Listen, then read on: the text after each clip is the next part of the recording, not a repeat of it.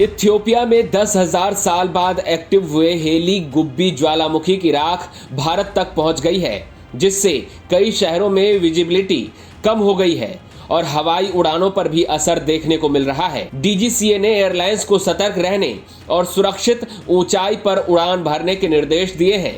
ज्वालामुखी का असर राजस्थान तक दिखाई देने लगा है। इथियोपिया में 10,000 साल से शांत पड़ा हेली गुब्बी ज्वालामुखी अचानक फट गया। रविवार यानी 24 नवंबर को हुए इस विस्फोट से उठी भारी मात्रा में राख अब कई देशों के लिए परेशानी का सबब बन गई है।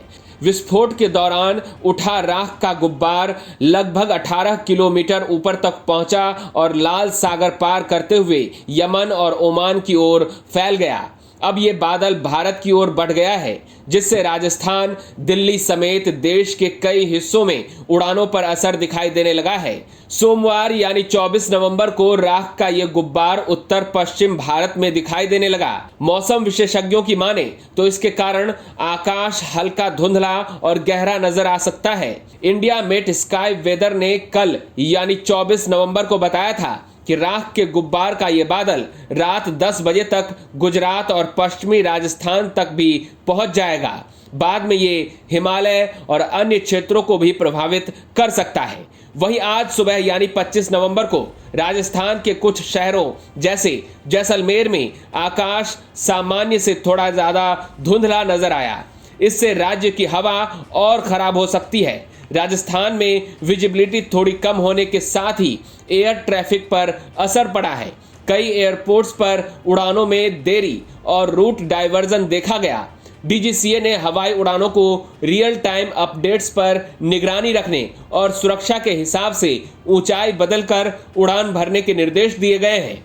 जिन इलाकों में राख फैली है वहां ज्यादा ऊंचाई पर उड़ान न भरने की सलाह दी गई है, ताकि इंजन में राख जाने से खतरा ना हो। विशेषज्ञों की माने तो इस राख के हवा में घुलने से हवा में सल्फर डाइऑक्साइड गैस, कांच और चट्टान के बेहद सूक्ष्म कण मौजूद हो सकती है, जो 15,000 से 45,000 फीट ऊंचाई तक फैल रहे हैं। ये कण हवा में तो दिखते नहीं हैं, लेकिन इनसे विमान, इंजन और पंखों को नुकसान हो सकता है। राख का ये गुब्बार लगभग 100 से 120 किलोमीटर प्रति घंटे की रफ्तार से भारत की ओर पहुंच रहा है।